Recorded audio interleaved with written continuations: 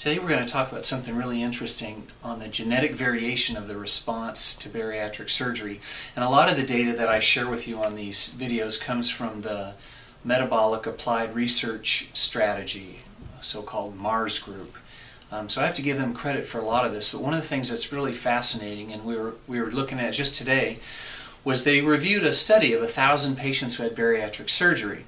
And they asked the question, how important is genetics to the result of the bariatric surgery, right? So they got together and they did a review of these 1,000 patients, and overall the difference in the amount of weight loss in every patient was in a stretch of about 22%. So that's the range. So some people are over here, most were in the middle, and some were over here. But that range of difference was about 22%.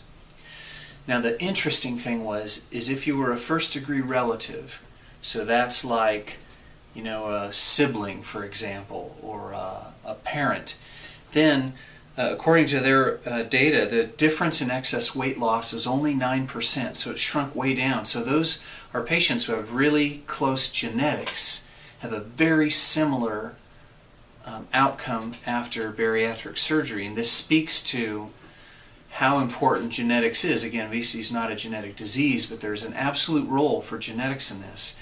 The other thing is that they had some twins, so identical twins, who'd had bariatric surgery, and the difference between them was only 1%. 1%. And this is, again, the response to bariatric surgery. So it's in an ongoing, it's an ongoing mystery, and I think there are scientific prizes as we try to unravel this stuff.